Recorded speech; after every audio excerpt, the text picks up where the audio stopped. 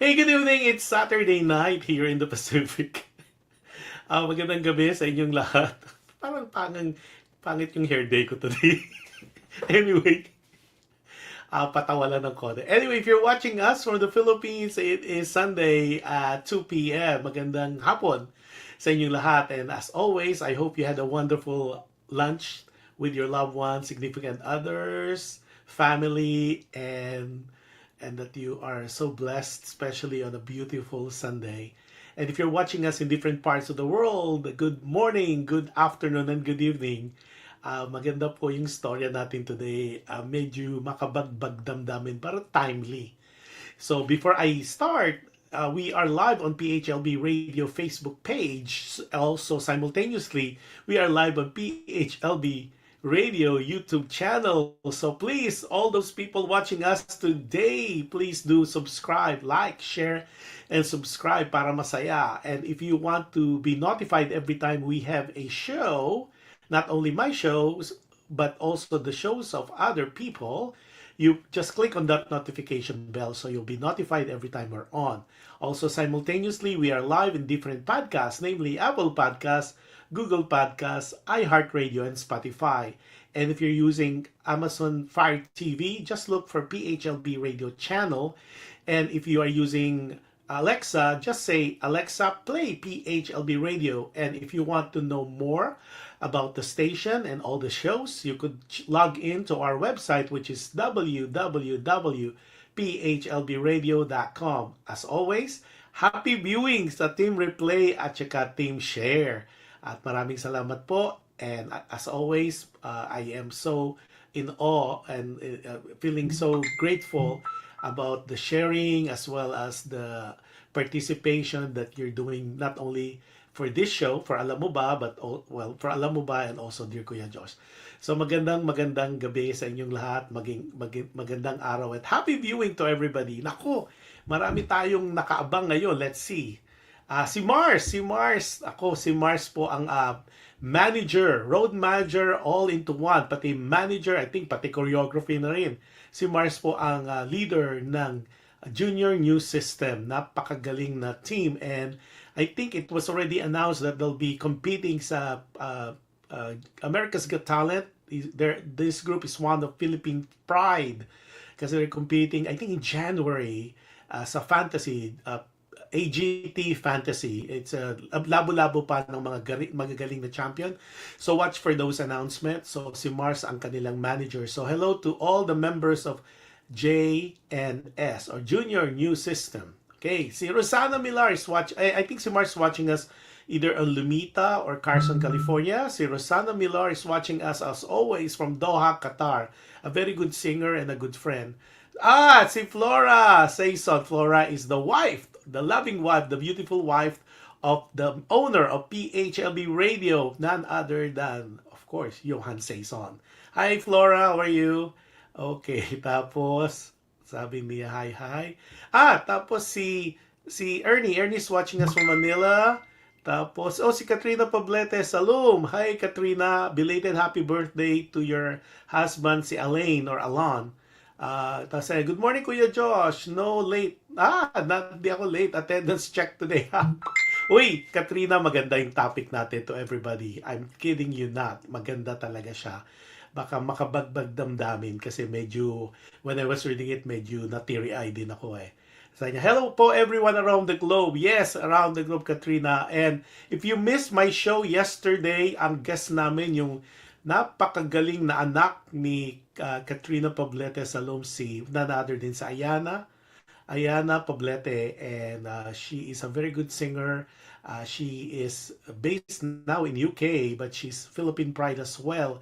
So plug in lang po kayo sa playlist ng PHLB Radio sa YouTube channel so you could watch again. Ako, ang daming nanood at labo-labo na kagahapon. It was so much fun, and of course, you get to know up close and personal si Ayana. Yan ang kanyang unika iha ni Katrina.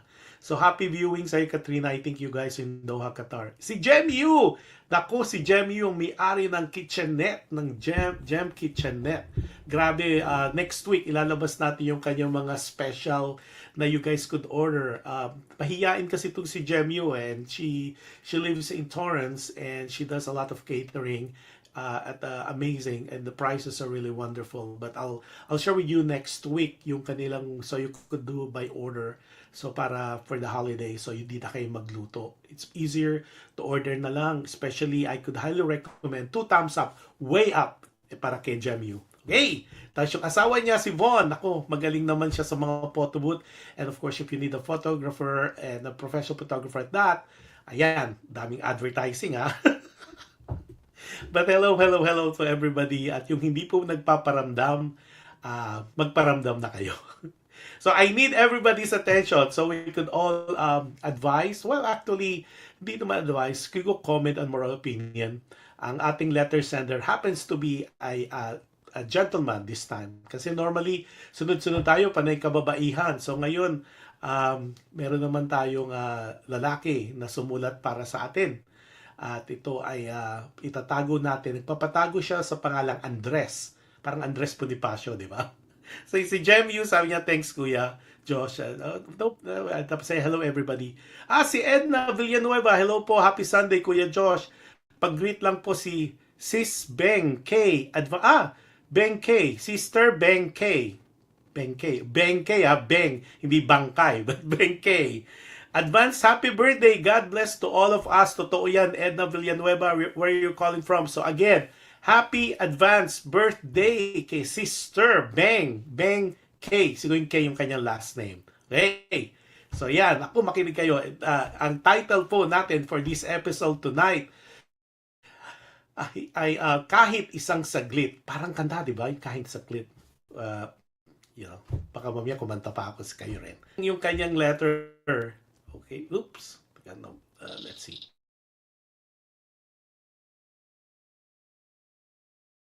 Hey, may you make it slowly and we'll see. Kahit isang saglit ang sabi niya. Okay, ito na. We'll start. You guys, listen, and I would like to know your comments, opinion later. Sabi niya, ito na. Kahit isang saglit. Dear Kuya Josh, maraming bagay akong pinaghihinayangan sa aking buhay na kung mababago ko lang ang sitwasyon or situation, marahil iba ang buhay ko ngayon. Dear Kuya Josh, isang magandang araw sa iyo, sa listeners at sa mga viewers. Maraming salamat sa PHLV radio ng show na Dear Kuya Josh. Gaya ng marami, isang blessing ito isa ito sa akin. Kaya medyo naiinis ako pag replay. Okay, sabi pa niya. Natawa lang ako. I will try na hindi replay. Address. We try. Kalamisan dito ka maiwasan eh. Okay. Ilang araw na lang ay Pasko na. At tuwing Pasko ay ibang lungkot ang nararamdaman ko. I wrote to you so I can share my story with the hope that it would somehow touch the viewers and listeners. I want that my of doing what is necessary now. Naku, yung now niya, big letters, bold pa. I want that my story would give lesson of doing what is necessary now and not wait for the right time or wait for the perfect time. Okay, so we are in the now, sinasabi niya. Kuya Josh, pakitago na lang ako sa pangalan o sa name na Andres. I'm 45 years old, still single by choice. Naku, daming mga single by choice ha. One of these days, pag-usapan natin yan. I am an only child, but I must admit I was not a good son. Period. Ay, may emphasis talaga. My parents provided me everything that I needed growing up. I was sent to the best private school in the country from grade school to college. Masasabi kong lumaki akong privileged dahil my parents did everything for me to grow up comfortable. Kaya lang tulad ng karamihang lumaking privilege ay matigas ang ulo ko. I did good naman sa school pero not in my relationship with my parents. Kuya Josh, alam mo bang ako yung laging dahilan ng pag-iyak ng aking mga magulang. Kapag pinagsasabihan ako, panay ang dabog ko, kadalasan naglalayas pa ako at maghihintay ng naglalayas pa ako at maghihintay ng suyuin ako ng mga magulang ko para bumalik sa aming bahay. It became like a game for me na every time I got scolded, layas ako at will wait for them to appease me. O suyuin ako. Kuya Josh, I never changed hanggang sa paglaki ko. Lalong naging matigas ang ulo ko. Alam mo bang never kong nasabi sa magulang ko na mahal ko sila. Never ko silang napasalamatan kahit minsan. Kasi ang naiisip ko noon, nariyan naman sila at obligasyon nila sa akin yon. Kuya Josh, when I got a great job in Makati, I left home to live on my own. I seldom see my parents, not even to check on them, kasi nga, sa isip ko, andyan lang naman sila. Kuya Josh, everything changed when they died from a car accident few days before Christmas. It was a head-on collision on their way to visit me and to bring my annual Christmas presents. Para akong nabuhusan ng nagyayelong tubig sa lamig at natauhan.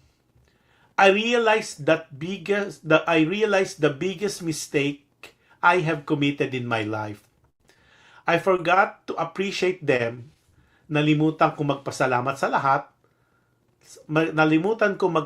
sa lahat na ginawa nila para sa akin.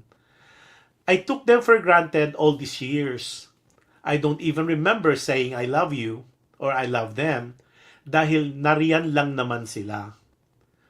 Kuya Josh, totoo nga talaga ang kasabihan na laging nasa huli ang pagsisisi. If only I can change the hands of time and bring them back, I would.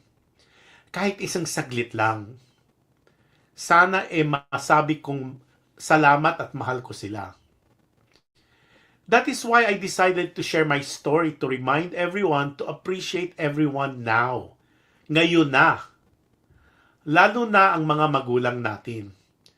Huwag kayong maging katulad ko na nakalimot na magpasalamat sa lahat-lahat. Learn to be grateful to everyone who made a difference in your lives. Don't wait for the right time or the perfect time because there's no such thing. Appreciate them now. Be grateful now. Ngayon at hindi bukas. Kuya Josh, habang buhay kong pagsisisihan ang naging ako noon. I know most of us, if not all, have issues with our parents. Lahat tayo pwedeng may complaint o hinanakit sa ating mga magulang. Always remember, regardless, they brought you to this world. If not because of them, you would not be here in this world. Sana kapulutan ng aral ang aking simpleng istorya. Like what I said, kahit isang saglit, hinihiling ko na maibalik ko sila. Kahit isang saglit, sana makasama ko pa sila. Ngunit alam ko, darating panahon, darating sa ibang paraan, makikita-kita rin kami. Maraming salamat sa iyo at sa show mong Dear Kuya Josh. Merry Christmas to everyone. Ang iyong taga-subaybay, Andres. Naku, ayan na. Yan na nga ba sinasabi ko yung mga, medyo like what I said, medyo may kabigatan ng storya ngayon. So let's see kung meron tayong mga comments dito. Let's see ha. Okay, here we go. Medyo, okay, let's see. Medyo nawala yung aking, let's see. Nawala. Okay. Hanapin ko ulit muna kayo at nawala kayo yung mga comments nyo. Bago ako magbigay ng comment, I would like to make sure first yung mga comment niyo muna ay hindi ko mawala. Okay? So, okay, let's see. Okay, now, summarize ko muna doon para sa mga latecomers. Ang ating letter sender is a 45-year-old single by choice and itatago natin sa pangalang Andres. And he wrote to us, or he wrote to me, to share his story about yung sabi nga niya, isang saglit. Because he's an only child and he was sent to a very good school, a private school. Pero sabi nga niya, karamihan naging matigas ang ulo niya. Hindi siya, kumbaga, pasakit at mga pahirap sa kanyang magulang. That being said, ito yung mga tipong growing up, pag napapagalita, naglalayas, and ang iniintay pa niya, it became like a game na kailangan sinusundo pa siya at sinusuyo ng kanyang magulang. At nunca or never in his recollection na nagpasalamat siya kasi nga ang sa kanyang nagpasalamat o never proud niyang masabi na na salamat at mahal ko kayo. Parang kasi ang reason niya nandyan lang naman. So he wrote to us kasi nga what happened is kaya nga parang nalulungkot siya because it's Christmas time again, especially few days na lang. So he realized all this realization took place nung naaksidente yung magulang niya.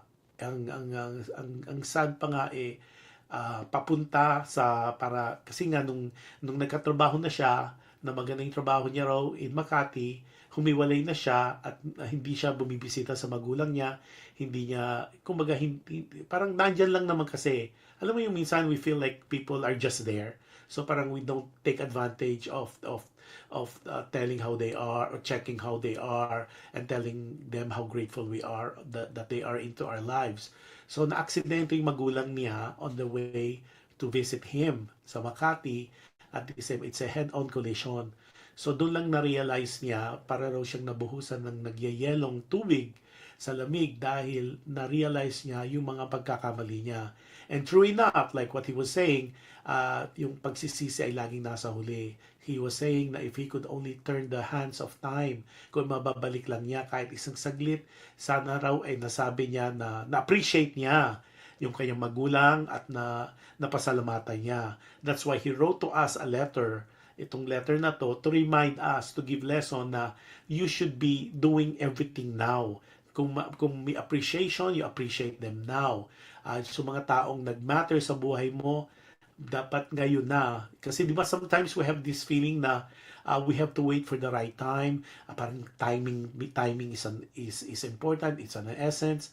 Pero what he's saying is, wag nang magpabukas. If you could say your appreciation, your gratitude now, do it now. Wag nang ipabukas, wag nang ibang panahon because tomorrow, as always, like I always believe na tomorrow is not promised, but it's important na yung appreciation natin ibigay mo na now nga kasi nga ngayon sinasabi nga niya parang it's too late, parang he could have done it sooner at yung appreciation niya. So maraming pagsisisi, that's why he's sharing this with us, which is really timely for the holidays. Okay, before I give my comments also, yung mga nakakarinig, yung sa mga nanonood sa atin at manonood pa, I'd like you to give your comments or your opinion on yung storya nitong si Andres. Okay, sabi niya, ito si Rosana from Doha, sabi ni Rosana, a parent's love is whole no matter how many times divided. Ang ganda. Oo, alam mo, minsan talaga, Andres, and I believe that to all our listeners and viewers, alam mo, I always believe na kahit minsan, di ba, wala namang perfect, there's no, and I agree with Rosana, I always believe kasi lahat tayo may flaws, lahat tayo hindi tayo perfect. We're never perfect. You cannot be a perfect son, perfect daughter, perfect sister, perfect brother. So are our parents. Walang perfect na nanay, tatay. I always tell na walang handbook ang magiging magulang. At wala ring handbook ang pagiging anak. Pero sometimes, doon pumapasok yung compromise at saka yung appreciation. I think yun ang medyo wala sa most of us, yung medyo nakakalimot. Simply because we take people for granted na parang lagi naman sila nandyan. Kahit mga kaibigan natin, they're always gonna be there to be with you. Pero sometimes it's always nice also to be vocal about it. Sabi nga, minsan kasi iba yung warmth, iba yung hipo, iba yung touch, at iba yung you verbalize what you feel. Kaya nga I think what people should realize, like yung sinabi nga ni Rosana, let me circle back to her, yung pagmamahal ng magulang ay laging buo. Kahit minsan mukha siyang yung parang, di ba, sometimes we kids, we feel like, naku, pag marami kayo, parang may mga paborito. Maybe there's some truth to that, pero at the end of the day, the mere fact na binuhay ka, the mere fact na niluwal ka dito sa mundo, that's already a blessing. Kasi they could easily stop the pregnancy, or they could, sabi nga, ang joke nga ng nanay ko noon, pag nagagalit siya, naku, sana yung pag nagagalit, sana kung alam ko lang magkakaganyan kayo, I would have paint your nose, yung parang para pinisil yung ilong mo para hindi ka makahinga. And of course, it's only nasasabi lang dahil galit. Kasi ba't parang sinasabi dapat pinatay ko na kayo nung bata pa kayo. Parang ganon. Pero the mere fact talaga na ituloy yung pregnancy, na they let you see the light of day, blessing already as it is na. So we just need that, the life that was given to you, it's already a blessing in itself. So you need to be more cognizant. You should realize that. Especially kung magiging magulang ka rin o magulang ka rin. Kasi rite of passage yan, sabi nga, babalikan ka rin eh. So what you've done to others will be done unto you. Sabi nga, kung tinrato mong ganun yung magulang mo, ibang tao sa buhay mo, the universe has a way of balancing things out. Eventually, it will come back to you. Kumbaga, I think marirealize ninyo, most of you will realize, lalo yung mga magulang. Remember growing up, parang, paglaki ko, hindi ako magiging katulad ng tatay ko, katulad ng nanay ko. Di ba, parang hindi ako magiging ganyan. When we are all growing up, but I mean, we need to be honest, and sometimes, di ba, in your course of your growth, yung paglaki mo, magiging mature mo, ma-realize mo, sometimes may mga actuations ka, and there's some words that you say, or there's some ideologies that you adhere to, na parang nakikita mo yung tatay mo o yung nanay mo that's speaking out loud. Especially for the parents now, yung mga magulang ngayon.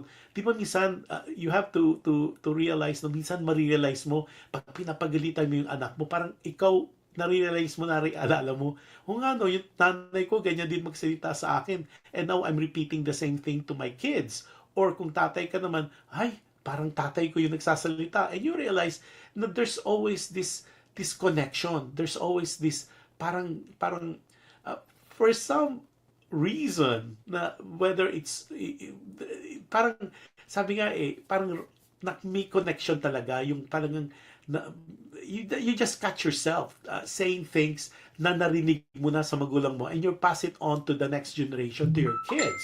And I'm pretty sure your kids would, because they constantly will hear that naririnig nila sa'yo, I'm pretty sure that when they become parents themselves, they will repeat the same thing na nasasabi mo sa kanila.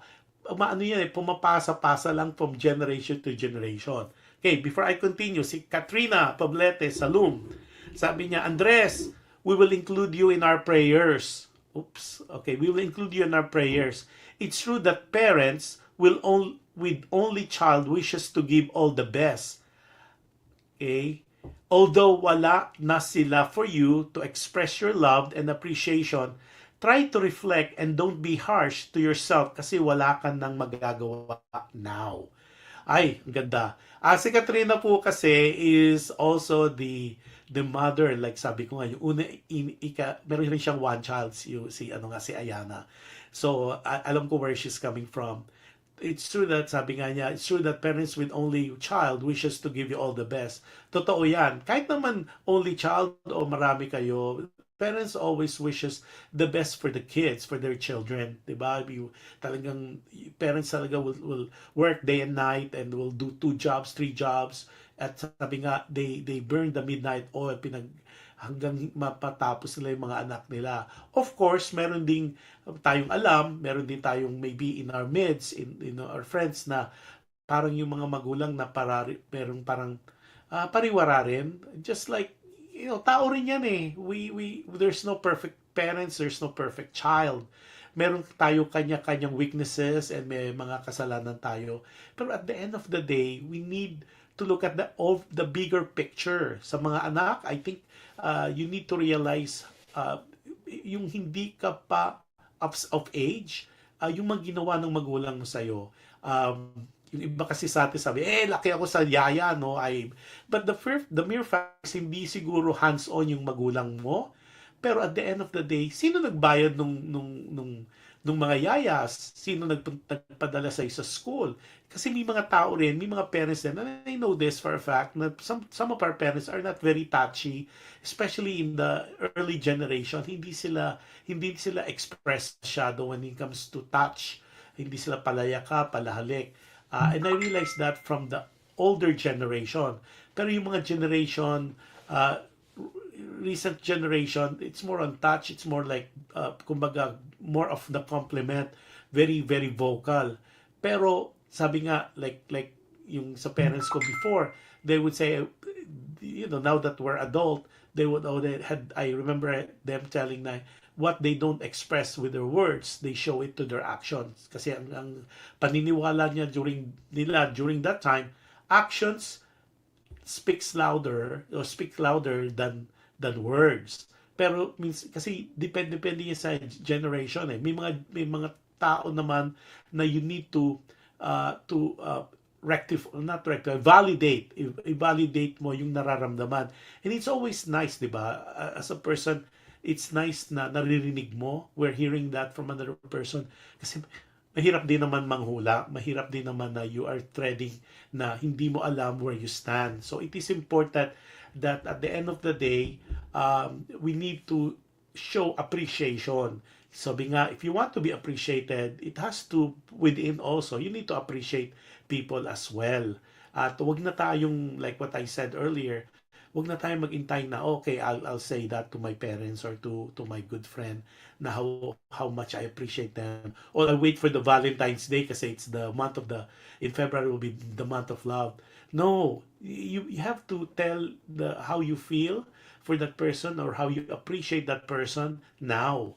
Kasi baka bukas, tomorrow might not ever come. Hindi mo alam. Like yung nangyari sa parents ni Andres, on the way to visit him, and to give him his presents, his Christmas present, ayun, na aksidente. So ito namang si Andres, of course, sabi nga niya, the realization came in really late. Sabi nga namin Katrina, the prayers talaga, maganda yun Katrina, it's really nice that you're saying that you will pray for Andres. I think we need to pray for everybody in this particular case. Sabi ko nga, the world now is in a different sphere, different plane. We need to make sure that we pray for each other. I always tell people now when they always ask me, Christmas now, what gift would you like? And whether you believe it or not, of course, the material gifts are always welcome. But sometimes, most of the time, I would say, siguro it's not as material anymore. It's not as important anymore. But what I always say, whether it's Christmas or any occasion, or when people would ask me what would I want, and I would say prayers. Kasi alam mo, I feel sa inyo, and this is how I felt, or how I feel, ang hirap magdasal sa taong hindi mo type. Ang hirap magdasal sa taong hindi mo gusto. Pero the mere fact that you're praying for them, the mere fact that you took upon yourself to say, to give a blessing to that person, especially pagkaaway mo, di ba? Parang ang hirap talagang ipagdasal, lalo pag inis ka o galit ka, o ito yung mga taong ayaw mo sa buhay mo, and you are praying for them. And at the end of the day, mabe-bless ka. If you're blessing others, you will be blessed as well. Ganun lang talaga. Ito yung paniniwala ko, and of course, we could agree to disagree. I believe that sabi nga, I always keep hearing this, yung pagpapatawad also, yung pagpapatawad mo is also ang iyong kapatawaran. When you forgive, you're always being forgiven. And we have already a topic in the past na forgiveness is really forgiving yourself. It's really for you. It's not for the other person. Simply because when you forgive, you allow yourself, you free yourself from that anger you have for the other party, the other person. So in this particular case, tama si Katrina, and don't be too hard on yourself. Sabi nga niya, um, uh, although wala na sila for you to express your love and appreciation, time to reflect and don't be too harsh on yourself. I agree with that, Andres. Try to reflect. At alam mo, I always believe that they're just in our midst. Yung sabi nga, yung binubulong ng iyong puso, nalalaman nila, nararamdaman nila. Siguro, instead of you feeling bad na you were not able to to say how appreciative you are, then pay it forward, do it to other person. Maybe you have a friend, you have a relative, or you have people na mas senior sa'yo, and you appreciate yung ginagawa nila sa'yo, or they acted to be your aunt, maybe your auntie, your uncle, then appreciate them. Kumbaga yung hindi mo nagawa sa magulang mo because they're already gone, then do it for the other people who's still around.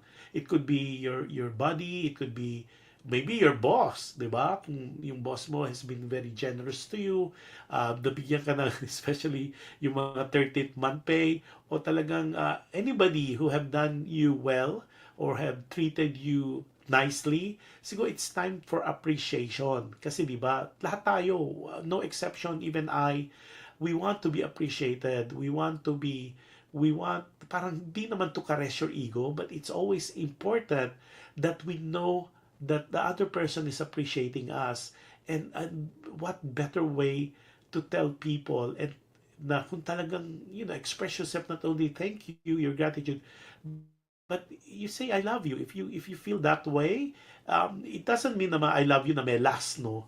It has to be I love you because you've been good to me.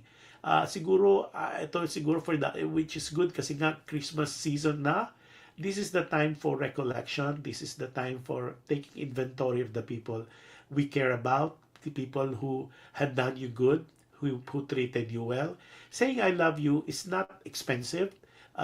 Basta i-mean mo naman, di naman porque I love you and then you're just saying that as a lip service because sinabi ni Kuya Josh. No, it has to be something that you feel inside, something that within you, that yun ang sinasabi ng puso mo. And when you say I love you, it doesn't have to be lastful. All lastful. It has to be yung I love you simply because they're there for you. Sabi nga, and I know it's difficult, kahit yung mga taong who did you wrong, di ba? Parang patawarin mo sila kasi ano na yan, season of forgiveness na tayo Christmas. And should not even, ako personally, I don't feel na dapat pagpasko lang. Dapat siguro year-round kasi I even told one of my friends, Pasko ay everyday dapat, hindi yan December 25th. Kailangan to ay Pasko is everyday because the mere fact that you woke up is already a blessing. Blessing na nagising ka kaninang umaga. Kasi pwedeng hindi ka na nagising and perpetually wala ka na. But the mere fact na meron ka pang nagising ka this morning, it's a blessing in itself. At ito ay giving you a chance to rectify things, to do well. Yung mga nagawa mong mali, the things that you were not successfully able to do well, pwede mong pang baguhin. You were still given another chance, another day, another sunlight, another or some more time to rectify things that you should have not done. Kung meron kang this gives you time to think, to ponder upon yourself on things that you could still change.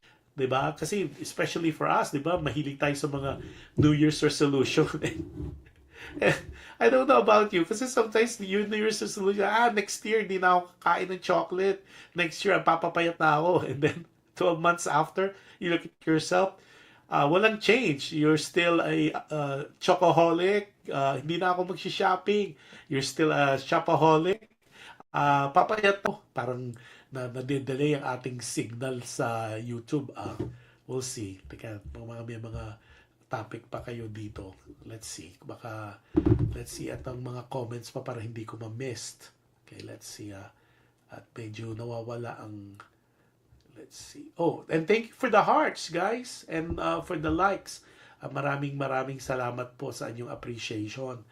At di ba ang sarap ng feeling when you're being appreciated? Doon naman sa mga magulang, okay, siguro medyo kaunting pasensya pa ng konti. Siguro ay may mga I could speak for myself. May mga anak din kasi na medyo tao lang, just like tao rin tayo. Sometimes we felt like kaunting pasensya pa at saka siguro medyo idasal pa natin. Kasi nothing is permanent in this life. Kung meron man there's misunderstanding o meron mang hindi pinagkakasunduan, I always believe that in time, in God's perfect time, lahat yan, everything will come to pass and there's healing. It's just a matter of time ang healing natin. Siguro being that you guys are kinda the more experience and of age, siguro my suggestion and my opinion and my comment would be kaunting haba pa ng pisi, kaunting haba pa ng pasensya. And of course, I know for a fact that parents, just like anyone else, very forgiving naman. And sabi nga, I will echo back, sabi nga ni Rosana, parents' love is whole. Okay, na no matter how many times divided. So talagang iba yung pagmamahal ng magulang. So sana tayong mga anak naman, we should realize that. Kasi hindi man ngayon, pero darating ang panahon, magiging magulang din tayo. Darating ang panahon, let's not be like Andres, whose realization came in a little bit late. If you're thinking of that, kasi imagine mo, sabi nga niya, if I could turn the hands of time, I would. Kahit isang saglit lang, it's a plea. It's a hopeful wish niya na kung maibabalik lang niya, 'di ba, yung panahon, and he would have easily requested na masabi niya yung talagang gusto niyang sabihin, at mabago niya yung mga hindi, at always remember, kahit na sino, anak, magulang, kapatid, atyahin, auntie, uncle, don't ever take them for granted. Don't think that nandyan lang sila. They will always be there too, because sometimes we feel like nandyan lang naman sila hindi naman pupunta anywhere yan, but you never know. Tomorrow is never promised. Are you gonna wait until wala na, then doon kayo nag-iiyak? And that's one thing na I always tell some friends, good friends, na when I go to, say, a wake, tapos nakikita ko naglulumpasay yung mga namatayan, I always wonder, ano kaya yung hindi nila nagawa? Ano kaya yung hindi nila nasabi? Ano kaya yung void doon sa relasyon nung namatay at yung namatayan?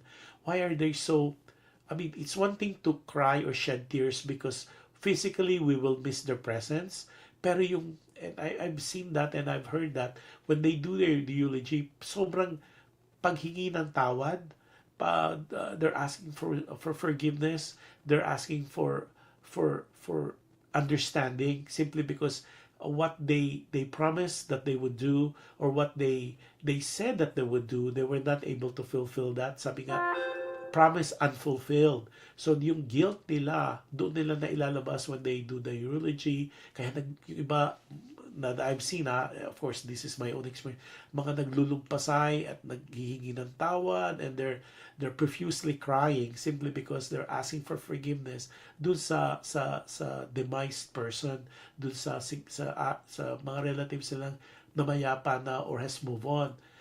Pero di ba ang ganda ng feeling if you are able to express your sentiments now, your appreciation now, your gratitude now, and you are able to say how you feel, and you are able to get into that understanding. Of course, there might be some discourse, there might be some disconnect in life because wala namang perfect relationship. Mag-asawa nga, nag-aaway, magkapatid nga. But at the end of the day, this is one thing I would tell you, and I still believe it. Although, of course, may mga instances na it's not happening at the moment. But I always believe ito yung natandaan ko, there are no sins among family. Walang kasalanan na hindi pwedeng pagkalimutan at pagtawarin among family. So, importante yon na ma-realize natin. Kasi we are connected. You guys are all connected. Kung hindi man by blood, we are connected. Sabi nga, we are brothers and sisters in Christ. Or whoever you believed, or whoever the Supreme Being is to you. So, important in this holiday season. Kaya napaka-timely nung letter ni Andres. So, Andres, maraming salamat. Because it is really important that this holiday season, or for that matter, this is really one time to reflect on the lives that we have lived in the past lives, or in this particular case, in the 12 months that we are in this world. Think of the things that we have done, successfully done, the failures that we created, the relationship, the broken relationship, the new relationship we have forged, and yung nagawa natin, and reflect on that. This is the time to reflect on the way to the season. At tapos yung mga na hurt natin, forgive them. It takes a bigger person to be able to that. It makes, alam mo, ang sarap ng feeling when you are able not only to forgive, when you're able to be grateful, when you are able to express how you feel to another person, and when you're able to tell people you love them. Iba yung feeling, parang it's an extra high. Okay, before I continue, si Bing Lao Mayor. Bing Lao Mayor is a good family friend ko na bale. I am adopted Lao Mayor. Naku, one of these days, kukwento sa inyo, and she's watching from Hawili. Quickly lang, 1991, sumabog ang Mount Pinatubo, at me, together with some friends in Manila, we were stranded in the beautiful island of Aklan from Boracay, di ba? At that time, walang ATM, walang other PT&T. If you remember that was 1991, so wala siyang cellphone, wala pang ganun. Tapos, syempre, and because of the Mount Pinatubo, and if you're the listeners who are not very familiar with that, talagang parang na-stop ang Philippines dahil umabot yung ashes. So all the flight back to Manila, we were all shut down. So syempre, us being a visitor, we thought the flight was delayed and it's gonna fly the following day. Hindi nangyari yon. So but with the generosity of the Laos and the mayors, grabe, inadapt nila kami. I think there's 7 or 8 of us na inadapt talaga. I think 5 females and 3 males, if I remember it correctly. Talagang inadapt kami, a stranger. Ito yung talagang, it was a big realization for me na talagang the goodness of people's heart, the people like sila, they took us in. And we get to remember, we're strangers. We don't know them from Adam. And here they are. They opened their home. Yung pinatira kami sa bahay nila, and we didn't even stay there for just a couple of days. Parang week, parang another vacation, and we were treated so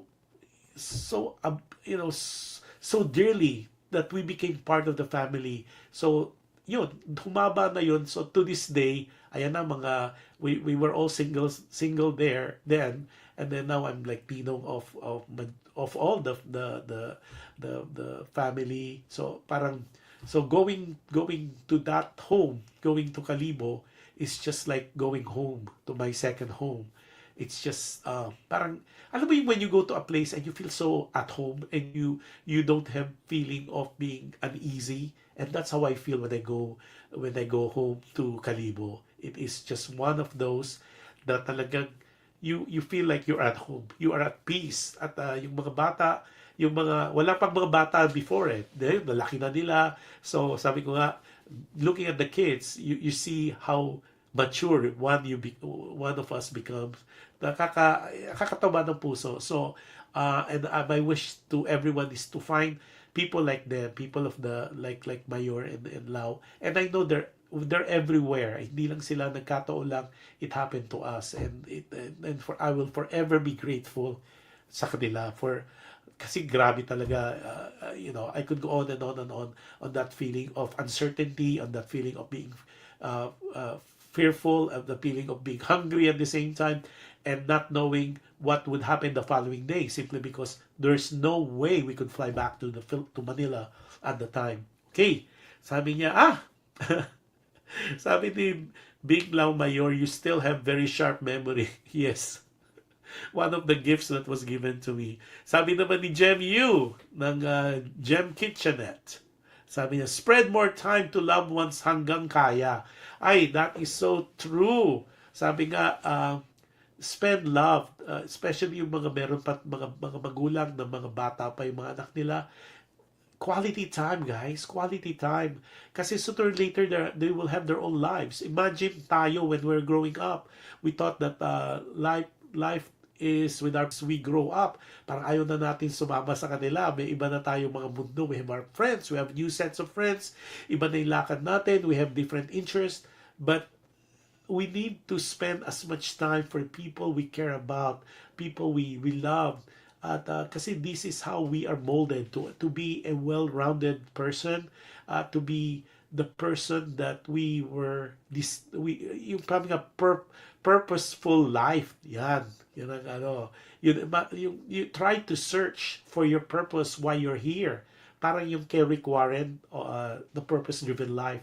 You try to uncover that, because all of us, we are in this earth. We are in this earth for a purpose. Yung nga lang, kailangan i-decipher mo, i-discern mo with prayers, of course, and with guidance with the right people, kung ano talaga yung purpose mo in this earth. Because I believe that you are here. You're still here. We are still here because hindi pa tapos yung purpose mo. Hindi pa tapos why you are here. Why the good Lord or whoever you adore, the supreme being, depending on who you believe and your where you adhere to. Meron ka pang purpose in this life. That's why you are still here. You're still a breathing, living individual, and you're still functioning because may purpose pa na still needs to be fulfilled. Yan. Si Marky Antondicius watching us from Qatar yata siya eh. Qatar din. Hi Marky. And congratulations, I think your little girl, Shikina, is already with you, and happy that I'm glad that you guys are together. Teka, sino pa ba? Si Nelson. Nelson is watching us from Hawaii. I think Oahu. Hi, Nelson. Long time no see. And hopefully you could catch up. Hey, you guys, if you missed part of the show, don't worry. You could always go back to our playlist on PHLV Radio YouTube channel. So yun, importante, going back to yung ating letter sender, kahit isang saglit, sabi niya. I agree with you. And thank you so much, Andres, for sharing us your story. At alam ko, even I really took to heart your lesson that you want us to learn. Siguro that's one thing, sabi nga, practice what I learned today.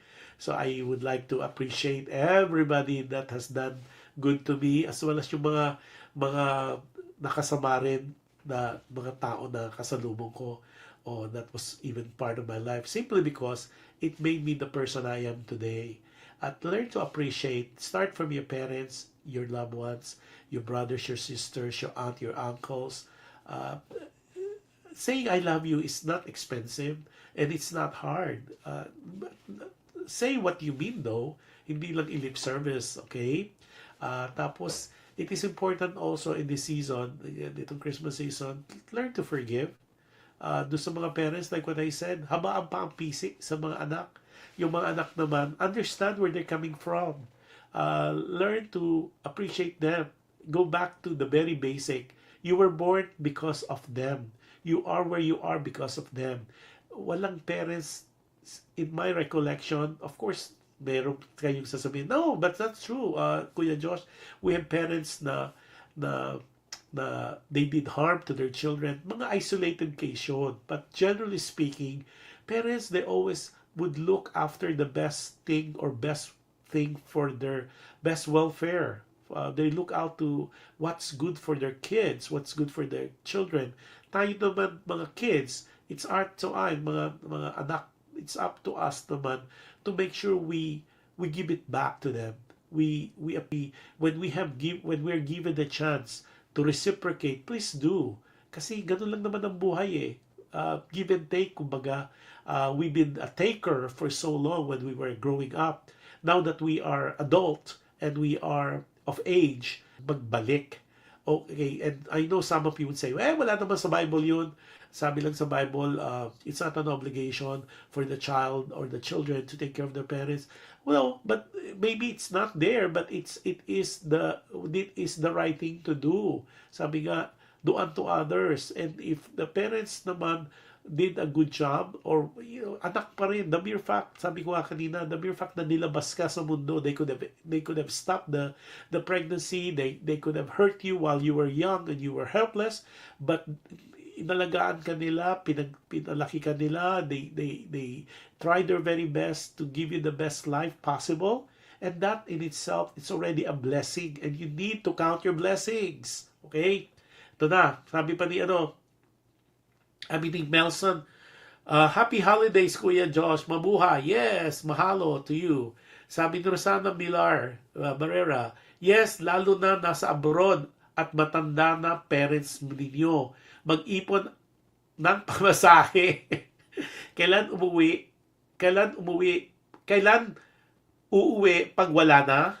Lam ko mahirap ang buhay. Di lahat afford makauwi. Pero gawa ng paraan. That's a good thing too, especially for Filipinos abroad. Tapos yung ating mga parents, kasi di ba, common knowledge naman na it's better for the olds. Kasi talaga ang America is really for the young. I know you might agree to disagree with me, but in my mind, if you are of age, nasa mga senior year, twilight years na, I always want you to realize that if you have a choice and you still have family in the Philippines, there's no place like home. Iba talaga pag nasa sariling bansa ka. Especially, you will realize that America or United States, I could speak for that, it's really not for the old people. This is really for the young and who wants to, all the opportunities are here. However, when they're older, it pains me to see yung mga naka-walker, then they cross the street, or yung mga anak, not necessarily sa Filipino culture because we're not like that, but I've seen like mga nasa hospice, nasa mga home care home, yung mga anak yung mga magulang nila dinadala because they have no time to take care. Again, it's not common for Filipinos. Siguro I always tell friends na who are operators of home care, kung may mga Filipino, very very seldom, majority ibang lahi, ibang uri.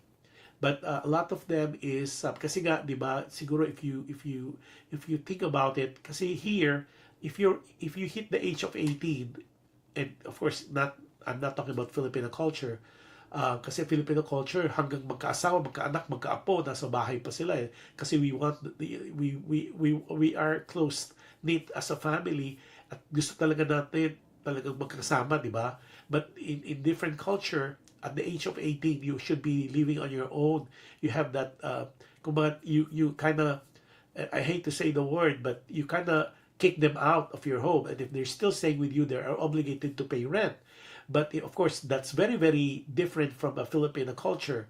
But I had a good discussion with a good friend of mine the other day.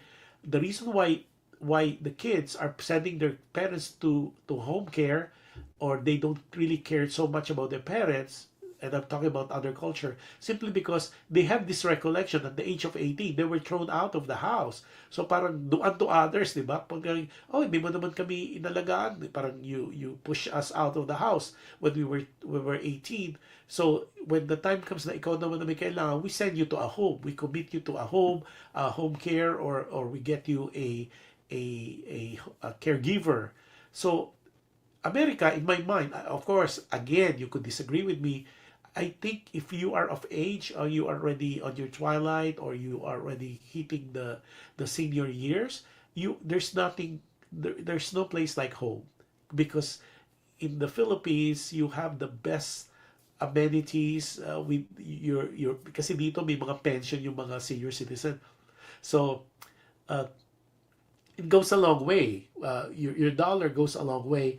And of course, you have your friends there, whoever is still alive, and the amenities is easier, and it's less stressful. So, kaya yung, echoing yung kay Rosana, if your parents are still in the Philippines, and they're retiring in the Philippines, and you are here or you are in America or in any foreign country, ang sinasabi ni Rosana, mag-ipon kayo, try to visit them. Either like now with technology, there's no excuse for you not to be able to communicate to them.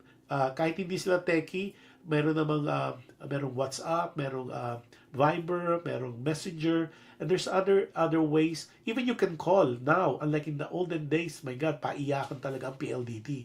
But now you don't have to do that. You could even have FaceTime, give them a good phone, at you could see them. But like what I kinda mentioned earlier, iba pa rin yung yakap, iba pa rin yung touch, iba pa rin yung hipo natin na talagang we embrace them, and we appreciate them. So that's what Rosano was saying, na mahirap, kahit na mahirap, at mag-ipon para at least you are able to see them now and appreciate them now. We're still there around. Kaya nga, I always believe na importante gawin nyo na ngayon. Kasi parang, ako kasi I don't believe na bringing flowers dun sa pupunta ka sa mga nicho, or sa cemetery. You should give your flowers now. You should appreciate now. You should give them the cake now. Kasi giving them flowers when they're gone, who knows? Na-appreciate pa ba yan? I mean, do it now. It's always in the now. Huwag nyo na ipabukas, huwag na sa makalawa o sa next month. Do it now. Express it now. Okay. Anything else? Okay. Before anything else, again, Nelson, Andres, maraming salamat sa letter mo. I think we learned so much from your letter. Most appreciative kami, not only myself, but I know the listeners and the viewers as well. Continue, guys, to send your letters. There's more letters for us to read. Some are getting controversial, so we'll try to, as always, I try to read the letter as I get them. So, dinanamberan ko na lang po as I get them. Si Katrina may pahabol. Andres' story is a lesson to us parents with one only child. Andres' story is a lesson to us parents with only child, or with one child. Let us also teach ourselves to allow our child to explore. Maganda yan. I know it's hard for us to do so. However, sometimes we must throw them with the wolves. My term for my husband. For them to learn and appreciate life more. Okay. What Katrina was saying. Kasi Katrina was saying, Katrina has only one child. Yung si Ayana. And sometimes sabi nga niya, as much as it's difficult, kasi isa lang yan eh. You have to learn to throw them to the real world. To let them explore, to let them experience life. Hindi pwedeng laging naka-protect ka, because they need to live life. At mahirap man, pero you need to do it kasi mahal mo sila. Sabi nga, dahil mahal tayo ng ating mga magulang, so sometimes they let us make mistakes.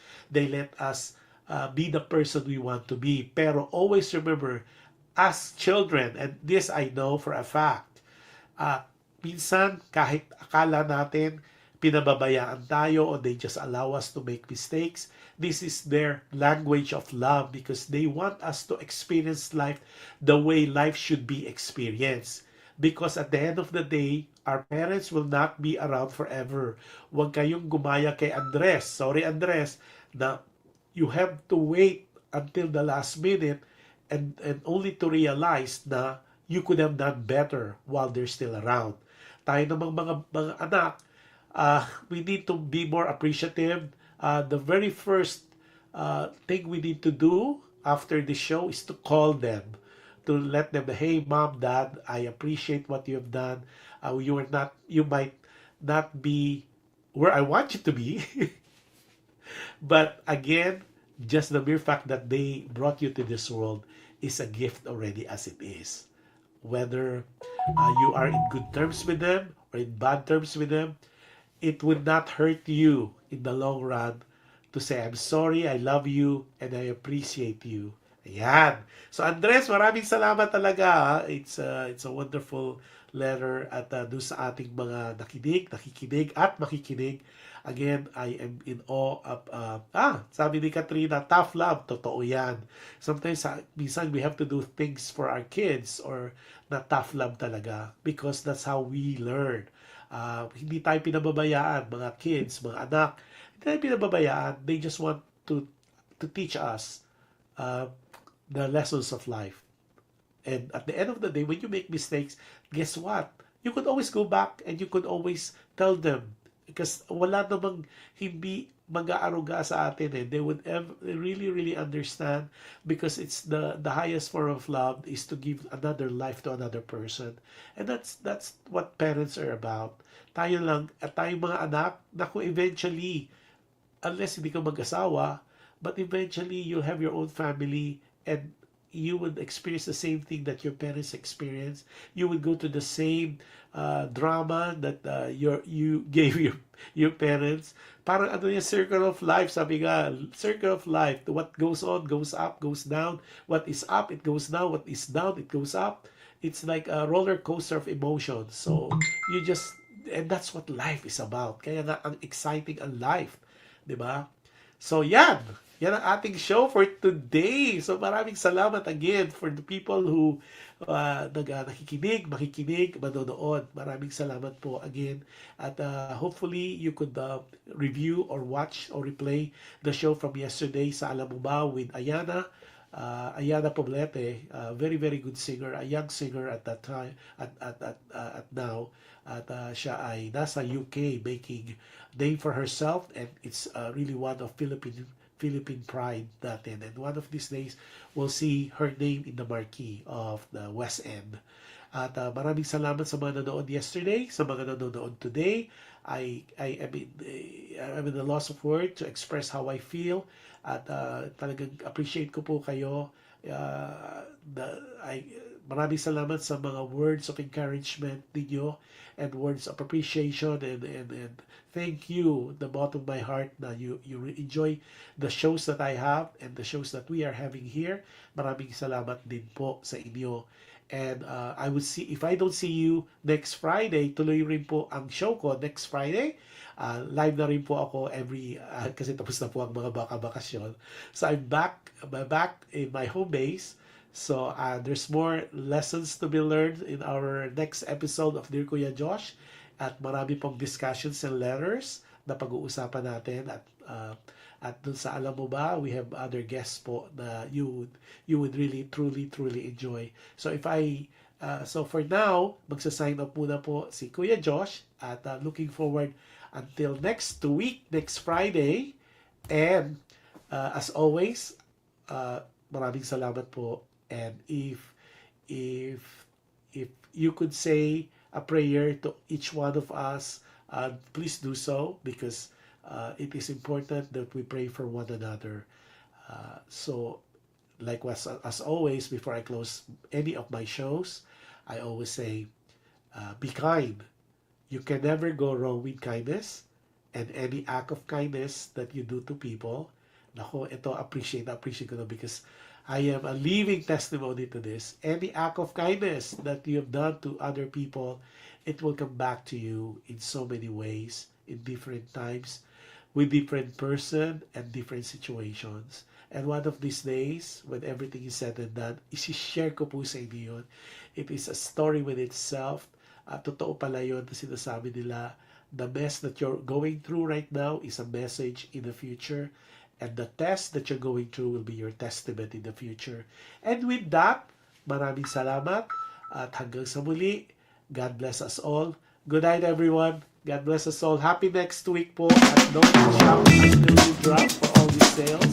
At looking forward to many more stories to tell and many more guests to interview. Maraming salamat po. God bless all. Bye-bye.